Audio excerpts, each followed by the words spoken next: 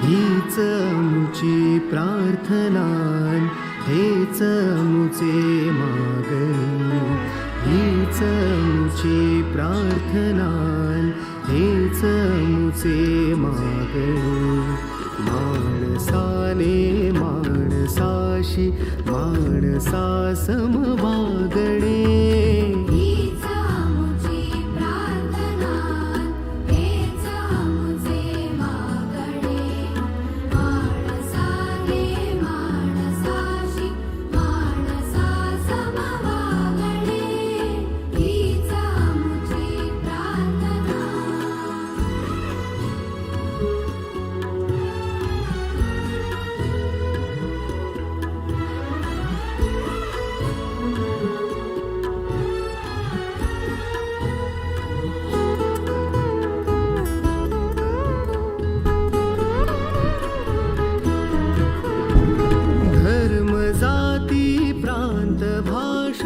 द्वेष सारे संपू दे धर्म जाती प्रांत भाषा द्वेष सारे संपू दे एक निष्ठा एक आशा एक रंगी रंगू दे पुन्हा पसरो मनावर शुद्धतेचे चांदणे माणसाने माणसाशी माणसा समवागणे हीच मुची प्रार्थना हीच मुची प्रार्थना.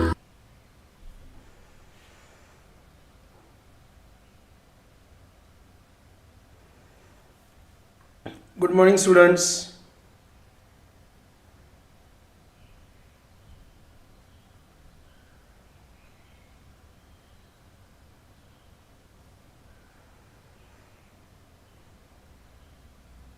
Good morning.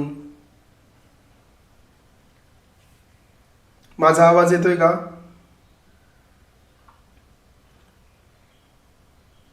Good morning.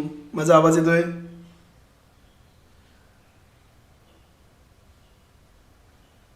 Okay. Lesson thermodynamics.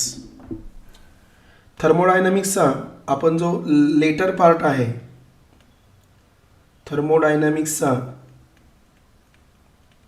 जो लेटर पार्ट आहे, कार्नॉट सायकल, रेफ्रिजरेटर, त्याच्यानंतर हीट इंजिन, त्याचे प्रॉब्लेम्स, हे सगळं आपण घेतलं आहे, बरोबर. आजच्या लेक्चरला आपण जो स्टार्टिंगचा पार्ट आहोत तो पार्ट घेणार आहोत थर्मोडायनॅमिक्सचा. त्याच्यामध्ये सुद्धा जास्त मी तुमचा गोंधळ करणार नाही. आपण मेन मुद्द्यांवरती येऊ की ज्याच्यावरती प्रॉब्लेम्स विचारले जातात. ओके, प्रश्न विचारले जातात. 1 मार्काचे, 2 मार्काचे प्रश्न, 3 मार्काचे प्रश्न, थेरी प्रश्न. आजच्या लेक्चरला आपण थेरी घेणार आहोत. ओके, थर्मोडायनॅमिक्सवरती. What is thermodynamics? पहिलीच डेफिनेशन आहे, पुस्तक जवळ ठेवा, पेज नंबर 75. पेज नंबर 75 वरती सेकंड कॉलममध्ये मधी डेफिनेशन आहे बघा, तिरक्या अक्षरामध्ये. Thermodynamics is the branch of physics that deals with the concepts of heat and temperature and the interconversion of heat and other forms of energy. So what is thermodynamics? Thermodynamics is the branch of physics that deals with the concepts of heat and temperature and the interconversion of heat and the other forms of energy. तर याला आपण म्हणतो thermodynamics. म्हणजे thermodynamics काय आहे? It is the branch of physics. ती काय करते? इंटरकन्वर्जन. ती स्टडी करते कशाचा? इंटरकन्वर्जनचा. हीट आणि वर्क असं म्हटलं तरी चालेल, हीट आणि टेम्परेचर असं म्हटलं तरी चालेल, आणि त्यांच्यामधलं कन्व्हर्जन. ओके, आता मग सगळ्यात महत्त्वाचं आहे तर हीट. हीट म्हणजे काय? तर बघा, लक्ष द्या. This is the hot body, this is the hot body, ही हॉट बॉडी आहे. This is the hot body and this is the cold surrounding. हे कोल्ड बॉडी आहे, hot body and cold body. मग काय होतं आहे? The heat flows, something flows from hot body to cold body. This something is called as heat. This something is called as heat. त्या समथिंगला काय म्हणायचं? हीट. पण आपण परीक्षेला अशी डेफिनेशन लिहू शकत नाही.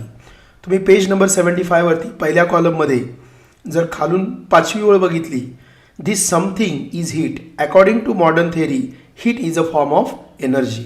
Heat is a form of energy. परत एकदा हीटची डेफिनेशन त्यांनी दिलेली आहे. हीटची डेफिनेशन त्यांनी दिलेली आहे बघा.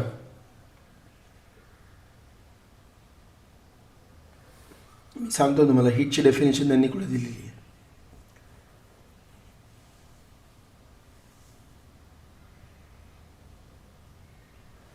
बट ठीक आहे, जसं येईल तसं मी तुम्हाला सांगत राहील. आता इथे काय म्हटलं त्यांनी, when a hot body is kept in a close surrounding with the cold body, then something flows from hot body to cold body, that something is called as heat. त्याला आपण काय म्हणतो, हीट. म्हणजे सुरुवातीच्या भागामध्ये आपण दोन definition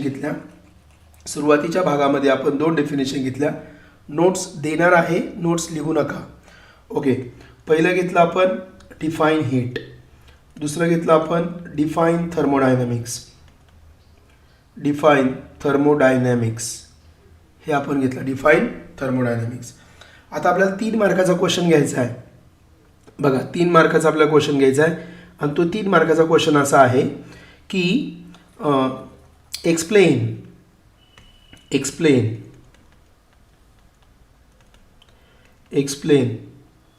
thermodynamic equilibrium. Explain thermodynamic equilibrium 3 मार्काचा प्रश्न आहे. Explain thermodynamic equilibrium. बघा, मी याचं शेवटचं सेंटेन्स तुम्हाला सांगतो. पहिल्यांदा, a system, a thermodynamic system. लक्षात घ्यायचं, थर्मोडायनॅमिक्समध्ये कधीही बॉडी लिहायचं नाही. बॉडी नाही लिहायचं, काय लिहायचं, system. A thermodynamic system is in thermal equilibrium or is in thermodynamic equilibrium when it is under mechanical equilibrium, chemical equilibrium and thermal equilibrium. म्हणजे एखादी थर्मोडायनॅमिक सिस्टीम ही थर्मोडायनॅमिक इक्विलिब्रियममध्ये केव्हा असते, जेव्हा ती मेकॅनिकल इक्विलिब्रियममध्ये असते, केमिकल इक्विलिब्रियममध्ये असते आणि थर्मल इक्विलिब्रियममध्ये असते, तेव्हाच ती थर्मोडायनॅमिक इक्विलिब्रियममध्ये असते. मग याचं आन्सर कसं लिहायचं बघा. याचं आन्सर तर याच्यामध्ये पहिले लिहायचं मेकॅनिकल इक्विलिब्रियम. तुम्हाला 1 मार्काला मेकॅनिकल इक्विलिब्रियम सुद्धा विचारू शकतात. 1 मार्काला मेकॅनिकल इक्विलिब्रियम म्हणून विचारू शकतात. आता मेकॅनिकल म्हणजे काय, तर मेकॅनिकल म्हणजे सगळे फोर्स, हे का नाही. मग मी काय म्हणतोय बघा, if no unbalanced force is acting on the thermodynamic system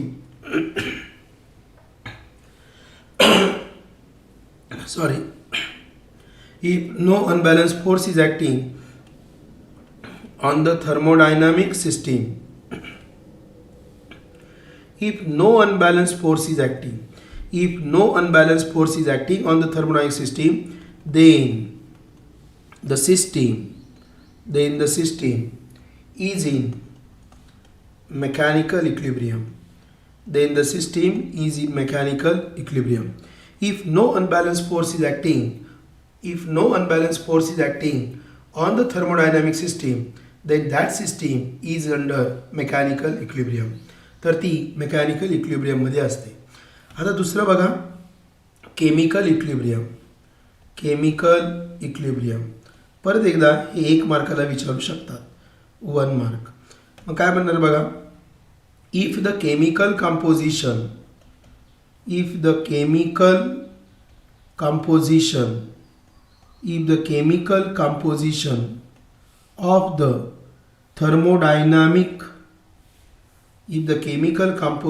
of the thermodynamic system, काय म्हटले मी, chemical composition. If the chemical composition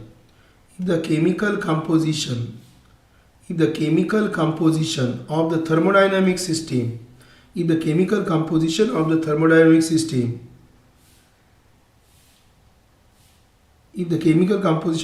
system do not change, do not change throughout the thermodynamic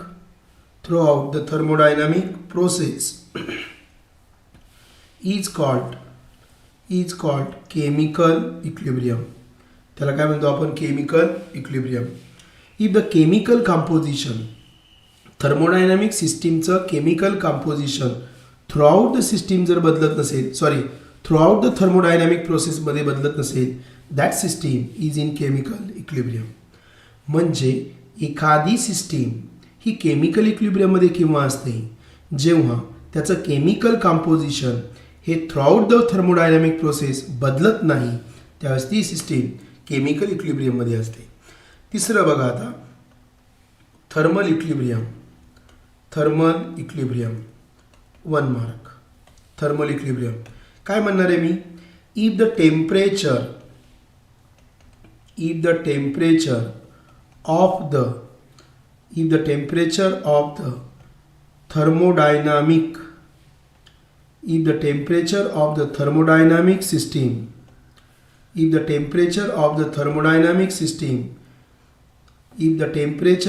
thermodynamic system remains same throughout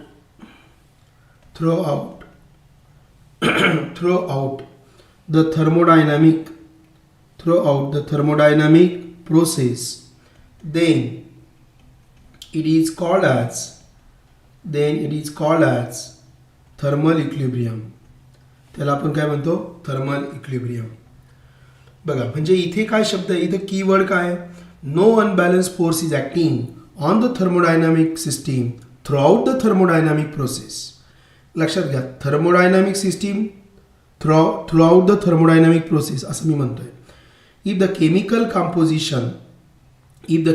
composition of the thermodynamic system do not change throughout the thermodynamic process, then it is called as chemical equilibrium. If the temperature of the thermodynamic system remains same throughout the thermodynamic process, then it is in thermal equilibrium. That system is in thermal equilibrium. आणि मग मी असं म्हणणार आहे thermodynamic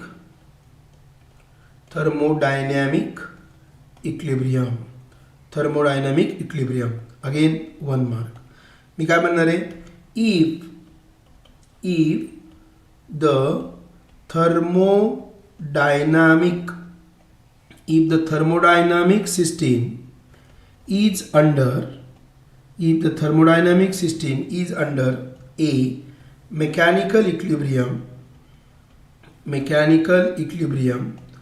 B chemical equilibrium, C thermal equilibrium, then the system is in thermodynamic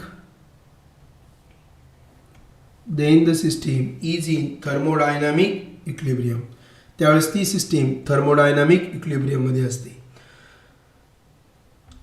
हे सगळ्यांना कळलं का? एकदा सांगा, कळलंय का तुम्हाला? 3 मार्काचा प्रश्न कळला का? 3 मार्काचा प्रश्न कळला का? सांगा.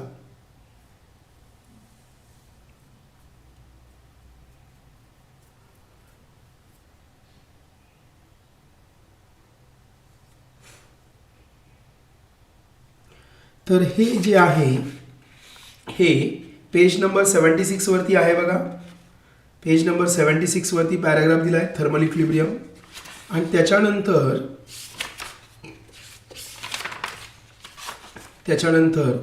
ते पेज नंबर 83 वरती पण आहे. पेज नंबर 83 वरती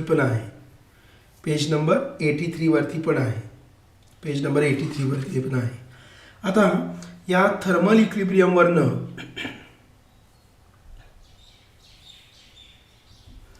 या थर्मोडायनामिक इक्विलिब्रियम मधल्या थर्मल इक्विलिब्रियमवरनं मी 0th लॉ थर्मोडायनामिक्स स्टेट करणार आहे. त्याच्यापूर्वी मला डेफिनेशन ऑफ हीट लिहिता येते बघा. Define heat. तुम्ही जर पेज नंबर 76 वरती थर्मल इक्विलिब्रियम मध्ये आले तर तिथे आहे बघा. heat is something that is transferred from a substance at higher temperature to that of a lower temperature. We can say that when two objects are at same temperature, they are in thermal equilibrium. मग definition of heat काय आहे बघा? Definition of heat. Heat is something. Heat is something. Heat is something that is transferred. Heat is something that is transferred from a substance. Heat is something that is transferred from a substance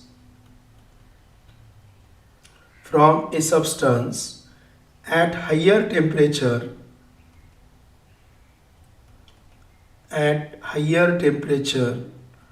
to a substance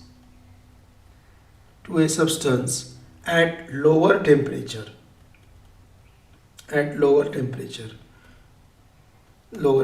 What is heat? Heat is something. Heat काय आहे? Something आहे. काय होतंय? That is transferred from, obviously तुम्हाला माहिती आहे, higher temperature to काय आहे? Lower temperature. तर ही झाली definition of heat. आता आपल्याला घ्यायचं आहे झिरोथ लॉ ऑफ थर्मोडायनामिक्स. बघा, state zeroth law of thermodynamics. State zeroth law of thermodynamics.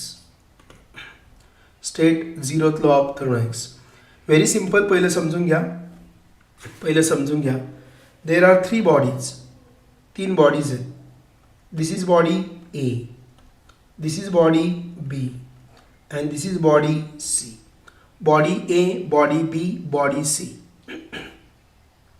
A is in thermal equilibrium with C. C is in thermal equilibrium with A. Plus, परत बघा, A, then we have B, then we have C. बरोबर? आता काय झालं? A is in thermal equilibrium with B. A is in thermal equilibrium with B. B is in thermal equilibrium with A. मग ह्याचा result काय? इथं A आहे. आता A आणि C दाखवला, A आणि B दाखवला. म्हणजे उरला कोण? सांगा. A थर्मल इक्विलिब्रियम मध्ये दाखवला बघा ना मी. A is in thermal equilibrium with C पहिल्या केसमध्ये. दुसऱ्या केसमध्ये A is in thermal equilibrium with B. मग मला सांगा उरलं कोण सांगा. अशीच डायग्राम काढायची परीक्षेला. बोला. Yes. B is in thermal equilibrium with C. This B is in thermal equilibrium with C. So this B is in thermal equilibrium with C. तर हा जो B आहे तो थर्मल इक्विलिब्रियम मध्ये आहे with C. मग काय करायचं सांगा. बघा काय लिहायचं. लॉ कसा लिहायचा? वेन टू सिस्टीम्स म्हणजे कोण? ए आणि सी, ए आणि B. If two systems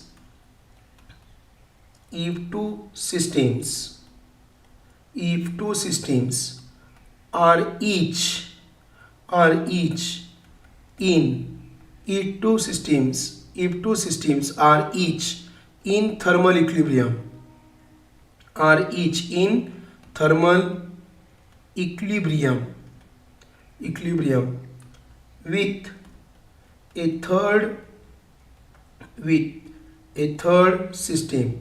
If two systems are each in thermal equilibrium with a third system, comma, they are also in thermal equilibrium.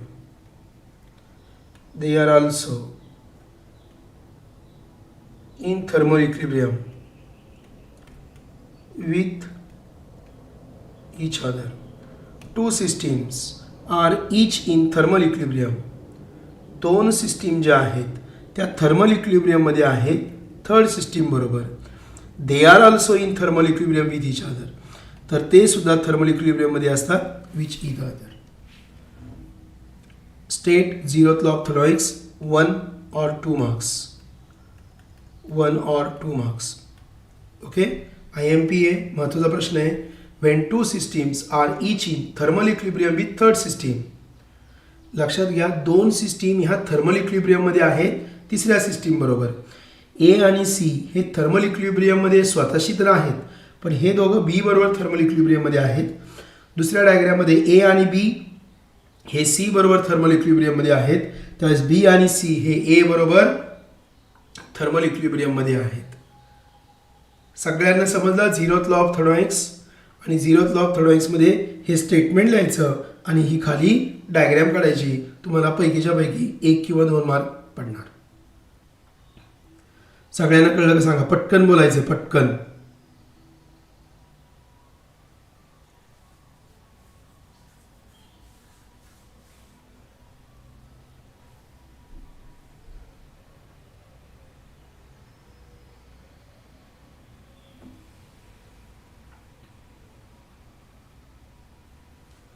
Okay, next question आहे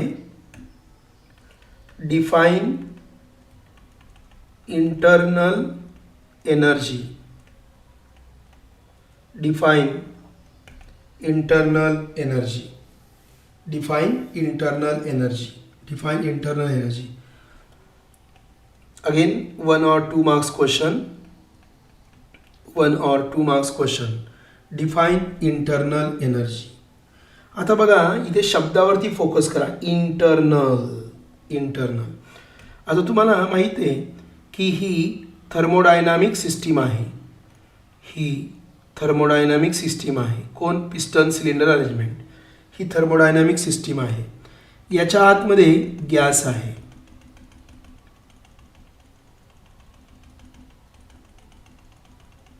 याच्या आतमध्ये काय आहे? Gas आहे.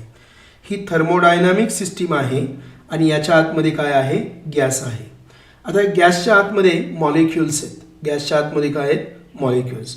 All these gas molecules are in a state of disordered motion, random motion. मग त्यांच्या ह्या disorder मोशनमुळे जी एनर्जी असते त्याला काय म्हणायचं? Internal energy. त्याला म्हणायचं इंटरनल एनर्जी. मग बघा डेफिनेशन काय आहे? Internal energy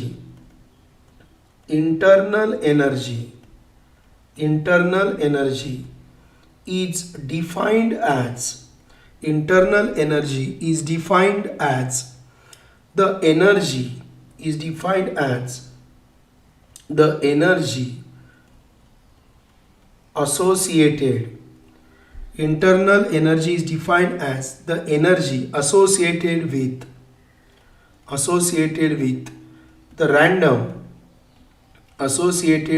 the random. Internal energy is defined as the energy associated with the random disordered motion of the molecules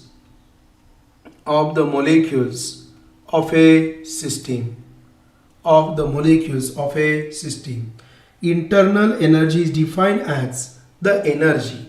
Internal energy ही काय आहे? एनर्जी आहे. Internal energy is defined as the energy associated with the random disordered motion of the molecules. So internal energy is the energy which is associated with the random disordered motion of the molecules of a system. म्हणजे मॉलिक्यूलकडं जी random disordered motion असते त्याच्यामुळे जी energy असते that is called as internal energy. त्याला म्हणायचं internal energy. Definition कळली का? Please सांगा, definition कळली का? Internal energy is defined as the energy associate with the random disordered motion of the molecules of a system.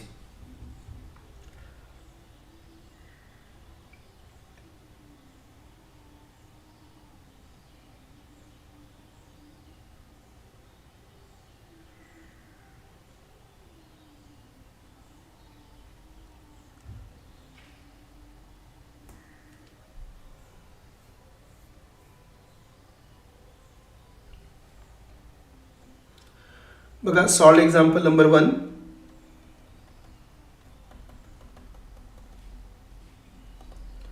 Solve example number 1.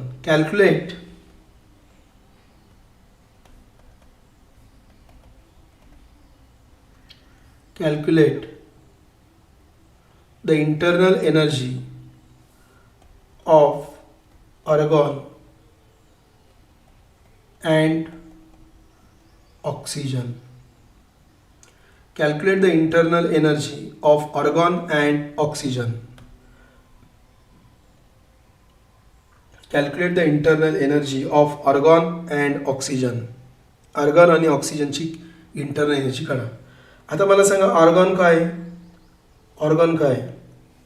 Argon हा काय आहे? बोला. मोनो ॲटॉमिक आहे. हा मोनो ॲटॉमिक आहे. मग त्याला 3 डिग्रीज ऑफ फ्रीडम असतात. मग त्याची इंटरनल एनर्जी काय ते 3/2 kT. त्याला 3 डिग्रीज ऑफ फ्रीडम असतात. आर्गॉन कसं लिहिणार तुम्ही? वाक्य लिहा तुम्ही. मी सांगतोय. Argon is a mono atomic molecule किंवा argon is a monoatomic gas. Argon is a monoatomic gas. It has 3 degrees of freedom. त्याला 3 degrees of freedom आहेत. Argon is monoatomic. It has 3 degrees of freedom. म्हणून याची internal energy काय आली? 3/2 kT. So its internal energy is 3/2 kT. पुढे आहे oxygen. Oxygen is diatomic. Oxygen is diatomic. त्याला 5 degrees of freedom आहे. मग त्याची इंटरनल एनर्जी आहे 5/2 kT. त्याची इंटरनल एनर्जी किती आहे? 5/2 kT. So argon is monoatomic. It has 3 degrees of freedom. So internal energy is 3/2 kT. Oxygen is diatomic. ऑक्सिजन म्हणजे O2 असतो. ऑर्गॉन म्हणजे फक्त AR असतो. त्याच्यामध्ये 2 तयार होत नाही. सी डायॲटॉमिक असल्यामुळे काय झालं? 3 डिग्रीज ऑफ फ्रीडम तर नॅचरली असतात. प्लस त्याच्यामध्ये 2 एक्स्ट्रा डिग्रीज ऑफ फ्रीडम असतात. So 5 degrees of freedom. मग काय आलं? 5/2 kT. आपण KTG या लेसनमध्ये पाहिले. ईच मोड, प्रत्येक मोडला किती असतं? 1/2 kT. प्रत्येक मोडला 1/2 kT असतं. मग इथं 3 मोड आहेत म्हणून 3/2 kT. इथं 5 मोड आहेत म्हणून 5/2 kT. ह्या प्रॉब्लेमकडे लक्ष ठेवा. MCQला विचारू शकतात. समजलं का? सांगा पटकन. सांगा समजलं का? Calculate the internal energy of argon and oxygen. Argon is monoatomic gas. हा मोनोॲटॉमिक गॅस आहे. त्याच्यामुळे त्याला 3 डिग्रीज ऑफ फ्रीडम आहेत. So internal energy is 3/2 kT. Oxygen is diatomic gas. त्याला 5 डिग्रीज ऑफ फ्रीडम आहेत. म्हणजे काय असणार? 5/2 kT.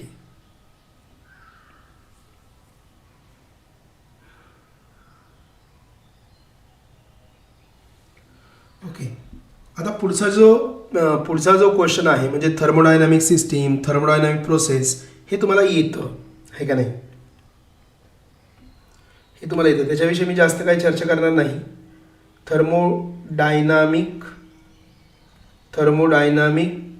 सिस्टीम आणि त्याच्यानंतर थर्मोडायनामिक सिस्टीम. बघा लक्ष द्या. Any part which is under thermodynamic equilibrium, any part which is under thermodynamic equilibrium or any part which is under thermodynamic study, कोणताही पार्ट जो थर्मोडायनामिक स्टडीच्या अंडर आहे त्याला आपण काय म्हणणार? Thermodynamic system. त्याला आपण म्हणणार thermodynamic system. A thermodynamic system is a collection or a group of objects that can form a unit which may have ability to exchange energy with the surrounding. मग thermodynamic system म्हणजे काय? is a collection or a group of objects that can form a unit which may have ability to exchange energy with the surrounding. Thermodynamic system is a collection or a group of objects that can form a unit which may have ability to exchange energy with the surrounding. मग हा काय करतो? Heat exchange करतो with the surrounding. मग आपल्याला 3 प्रकारच्या system आहेत. एक आहे ओपन सिस्टीम, एक आहे ओपन सिस्टीम, दुसरं आहे close system open system, close system आणि isolated system. Open system, close system and isolated system. Open system, close system and isolated system. आता बघा, लक्ष द्या, याच्या डायग्रॅम्स फार महत्त्वाच्या आहेत. ही ओपन सिस्टीम आहे.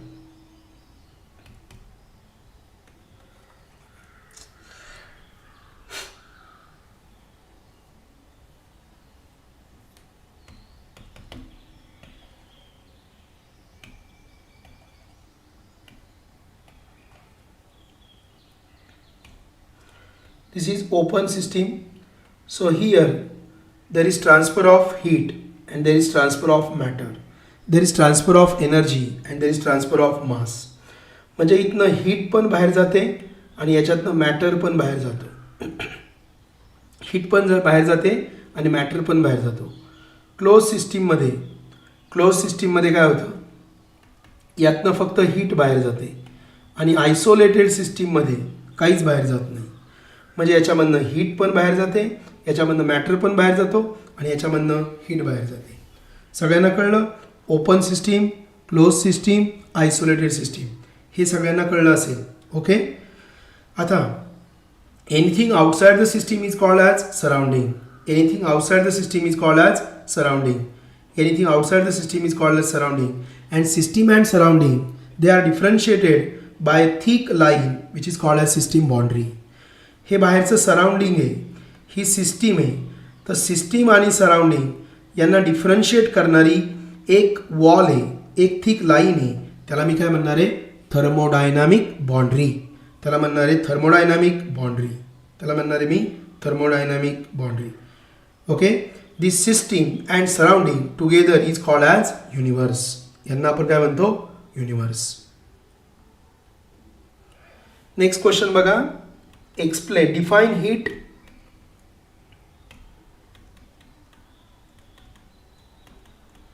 Define heat and explain the concept of heat. Define heat and explain the concept of heat on the basis of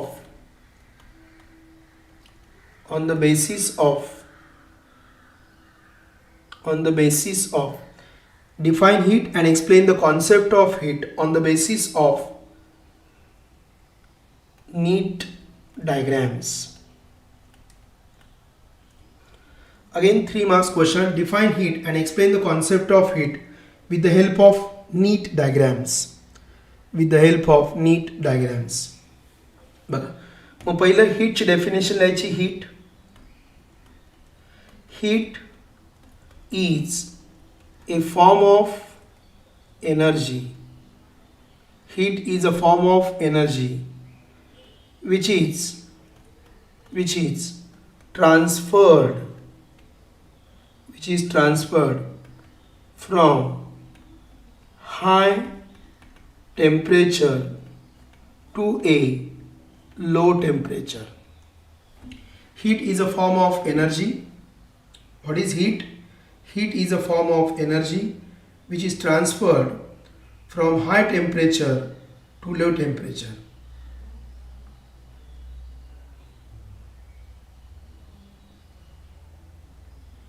Heat is a form of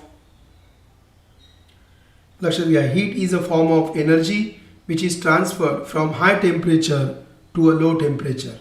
मग हीट ही एनर्जी आहे. हीट ही काय आहे? Energy which is transferred from high temperature to low temperature.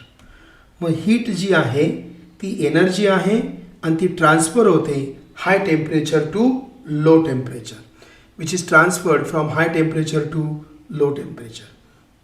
बघा, आता याचं आपलं घ्यायचं explanation. What is this? This is a system. ही सिस्टीम आहे. मग सिस्टीमचं टेम्परेचर कोण? TS. हे इन्व्हायरमेंट आहे. इन्व्हायरमेंट हे इन्व्हायरमेंट आहे. आता काय होतं आहे लक्ष घ्या इकडे सगळ्यांनी.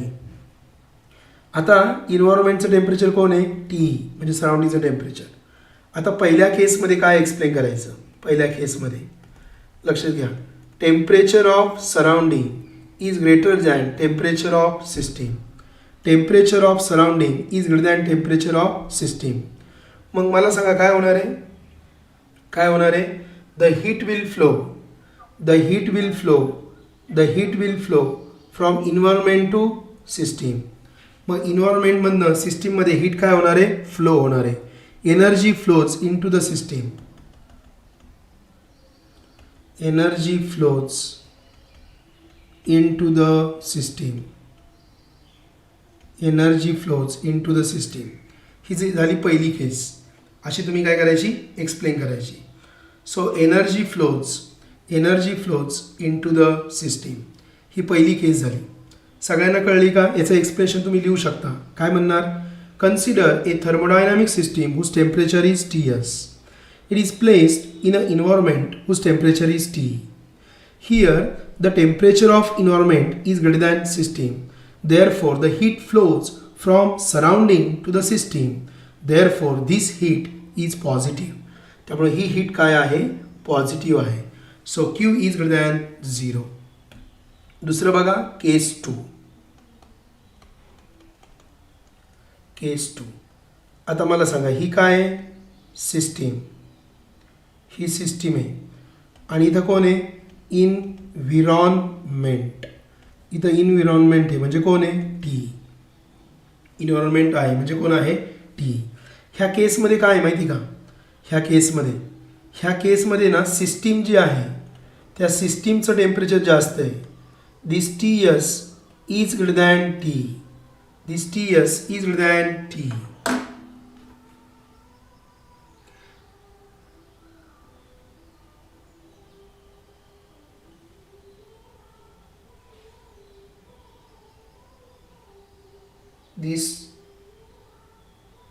This temperature of surrounding is greater than temperature of environment.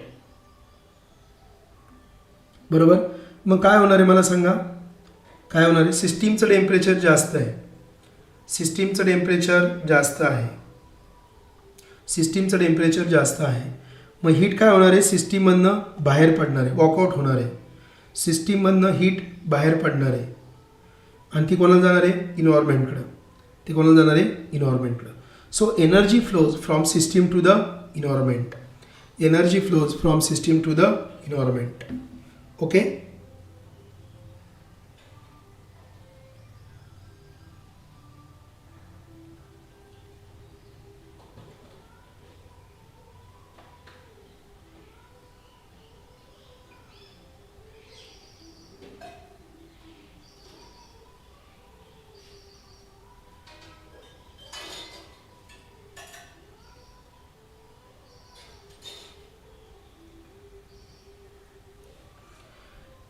बघा तुम्ही इथे काय म्हणणार here the temperature of the system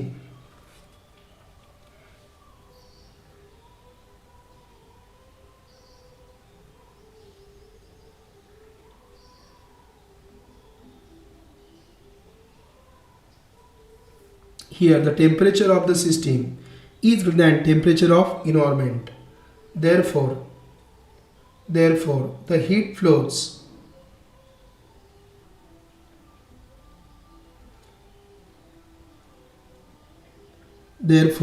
flows from system to the environment. मग सिस्टीमकडनं इन्व्हायरमेंटला हीट फ्लो झाली म्हणजे क्यू काय असणार सांगा. क्यू इज लेस दॅन 0 म्हणजे निगेटिव्ह असणार आहे. एक लक्षात घ्यायचं फिजिक्समध्ये सिस्टीमला फार महत्त्व आहे. मग सिस्टीमकडे हीट आली म्हणून क्यू काय घेतला पॉझिटिव्ह. इथं सिस्टीममधनं हीट बाहेर पडली म्हणून क्यू काय आला निगेटिव्ह. आता केस नंबर 3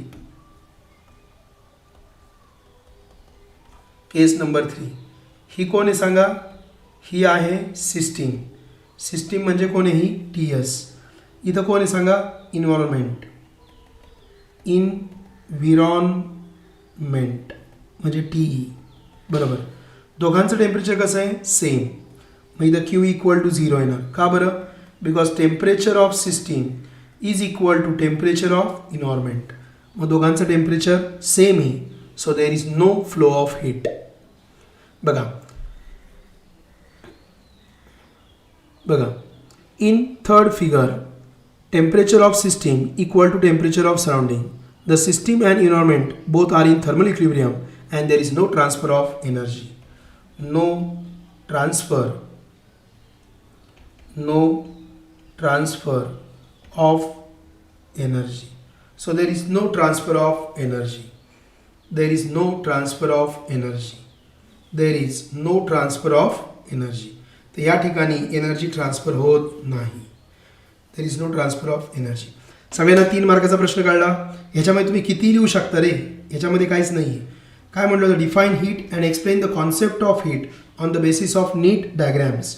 मग काय म्हटलं बघा, heat is a form of energy which is transferred from high temperature to a low temperature. Explanation, consider a thermodynamic system whose temperature is Ts and the environment whose temperature is T. Okay, the temperature of environment is more than the temperature of surrounding, so heat flows from environment to system. So here the heat is positive. का बरं, तर system कडे heat जाते. System आपल्या दृष्टीने महत्त्वाचं आहे. इथं सिस्टीम मधनं हीट बाहेर जाते, so energy flows from system to environment, so Q is negative. इथं दोघांचं टेम्परेचर सेम आहे, so there is no transfer of energy.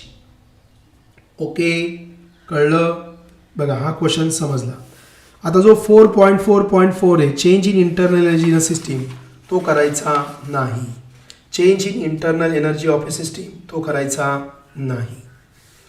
Okay, 4.4.4 करायचा नाही, अजिबात नाही करायचं. चला नेक्स्ट जाऊया आपण. That is first law of thermodynamics. First law of thermodynamics.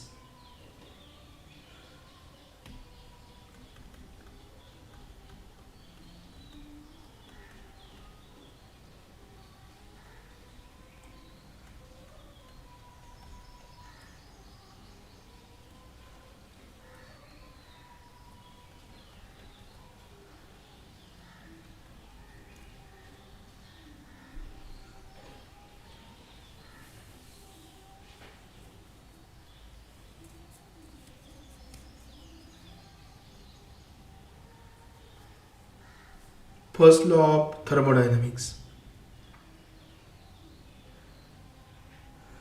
आता फर्स्ट लॉ ऑफ थर्मोडायनामिक्स म्हणजेच काय, तर law of conservation of energy.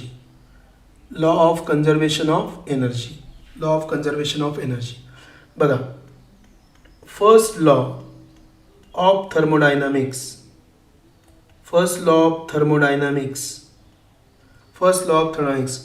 gives mathematical relation between heat and work. मग स्टेटमेंट काय लिहिणार? energy neither be created nor be destroyed. Only one form of energy is transferred to another form, and the total energy of the system remains constant. हे statement आहे. Energy neither be created nor be destroyed. Only one form of energy is transferred into another form, and the total energy of the system remains constant. So this is called as first law of thermodynamics. First law of thermodynamics gives a mathematical relation between heat and work. ते heat आणि वर्कमधलं काय देतं mathematical relation. Okay, मग बघा काय mathematical relation आहे. Mathematical relation काय आहे, कसे द्यायचं आहे. This is the thermodynamic system. ही थर्मोडायनामिक सिस्टीम आहे. याला काय केलं, Q be the heat, Q be the amount of heat is given to the thermodynamic system. त्याच्यामुळे काय आलं, त्याचं internal energy, the disordered motion, ह्या मॉलिक्यूलच्या डिसऑर्डर्ड मोशनमुळे जी एनर्जी असोसिएट असते, the energy associated with the energy associated with the disordered motion, the energy associated with the disordered motion of molecules is called as internal energy. मग Q एवढी energy त्याला दिली, Q B the amount of energy is given. मग त्याच्यामुळे काय आलं, delta Q delta U एवढी काय आली, इंटरनल एनर्जी झाली. आणि त्याने काय केलं तर वर्क डन केलं. त्याने काय केलं, वर्क डन. बरोबर, त्याने वर्क डन केलं, त्याने वर्क डन केलं.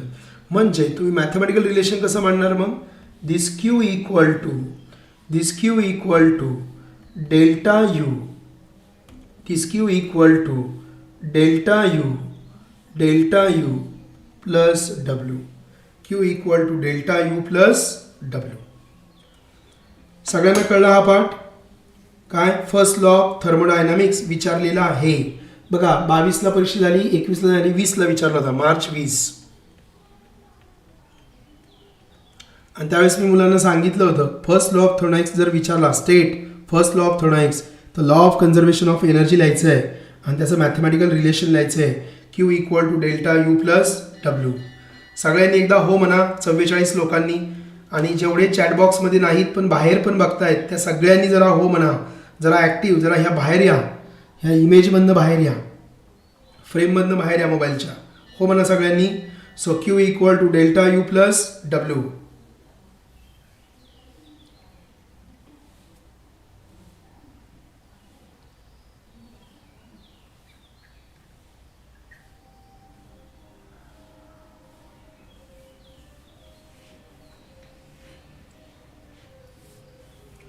ओके, आता आपल्याला वेगवेगळे मॅथमॅटिकल रिलेशन्स घ्यायचे. Mathematical forms of first law of thermodynamics.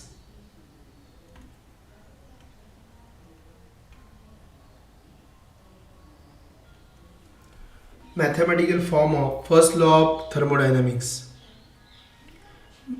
Mathematical form of first law of thermodynamics. बघा इथे लिहिलं मी प्रोसेस, इथे लिहिलं इक्वेशन ऑफ स्टेट, इथे लिहिलं इक्वेशन ऑफ स्टेट.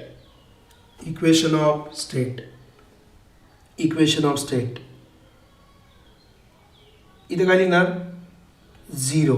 काय झिरो आहे. आणि मग इथे लिहिणार first law of thermodynamics. Okay,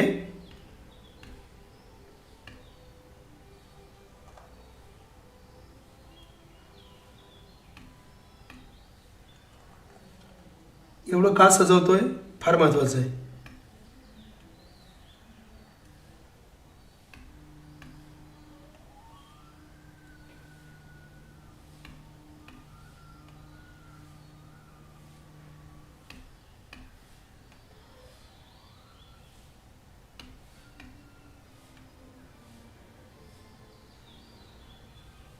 बघा पहिली जी प्रोसेस आहे ती आहे आयसोबेरिक प्रोसेस.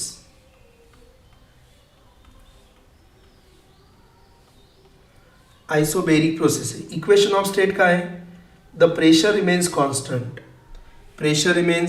मग झिरो काय, delta P equal to zero. Change in pressure remains constant. So equation of state, pressure remains constant. मग तुम्हाला माहिती आहे P V equal to N R T, मग पी कॉन्स्टंट आहे म्हणजे V by T equal to constant. मग काय आलं, which is zero, delta P equal to zero. मग फर्स्ट लॉ ऑफ थर्मोडायनामिक्स काय सांगा, Q equal to delta U plus W. मग याच्यामध्ये काही झिरो होत नाही, त्यामुळे हे सगळे राहतात. हा झाला फर्स्ट लॉ ऑफ थर्मोडायनामिक्स. हा झाला first law of thermodynamics for isobaric process. हा आयसोबेरिक प्रोसेसचा फर्स्ट लॉ ऑफ थर्मोडायनामिक्स झाला. दुसरा आहे आयसोकोरिक प्रोसेस. म्हणजे काय? Volume remains constant.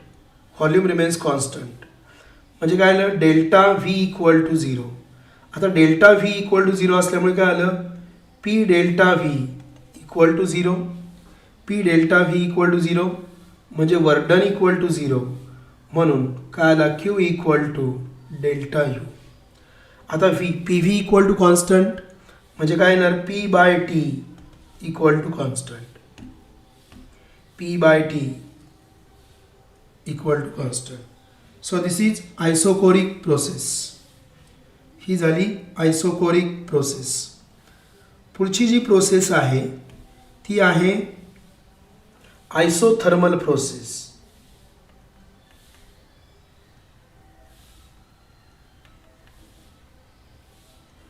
isothermal process. So temperature remains constant. So PV equal to constant. आता बघा, internal energy is a function of temperature. हे वाक्य कधीच नाही विसरायचं. Internal energy is a function of temperature.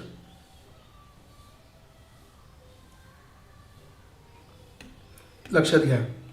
Internal energy is a function of temperature.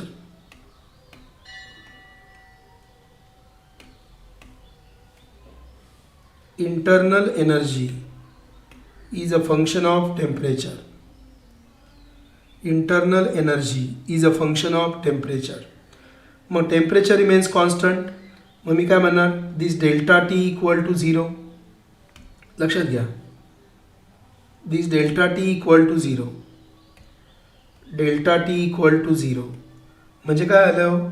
Delta T equal to zero म्हणजे delta U equal to zero. का बरं? इथे एक वाक्य लिहिलं, इंटरनल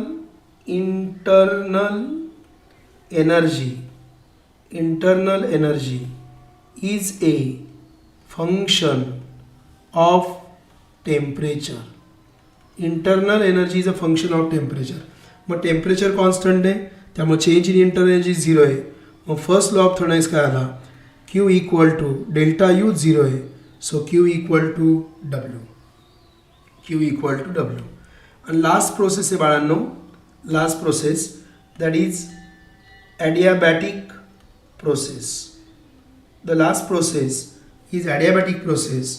ॲडियाबॅटिक प्रोसेसमध्ये काय? No heat enters the system, no heat enters the system, no heat leaves the system. No heat enters the system, no heat leaves. No heat enters the system, no heat leaves the system. So Q equal to 0. म्हणून first law of thermodynamics काय आला?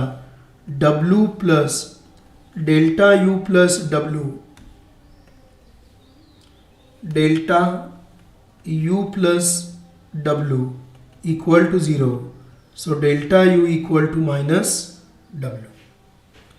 हा chart सगळ्यांना कळला का? हा chart सगळ्यांना कळला का? बोला.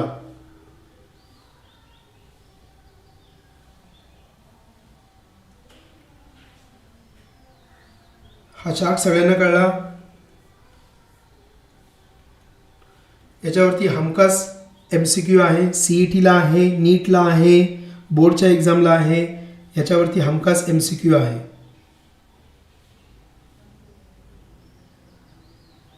कळलाय तुम्हाला हा टेबल? स्क्रीनशॉट घेऊ शकता तुम्ही याचा. त्याला मिनिमाइज केलाय मी.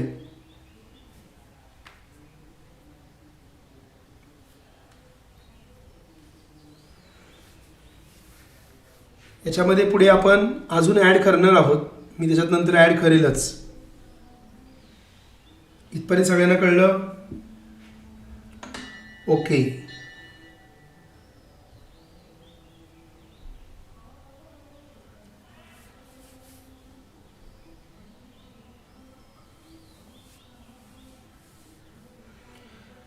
एक आपण 15 मिनिटाचा ब्रेक घेऊया. 15 मिनिटानंतर परत भेटूया आपण. 7:50ला लेक्चर चालू करू आपण. 7:50 लेक्चर चालू करू. थोडं जरा फ्रेश होऊया. 1 तास झालं आहे आपलं लेक्चर. भरपूर शिकून झालं बघा आपलं.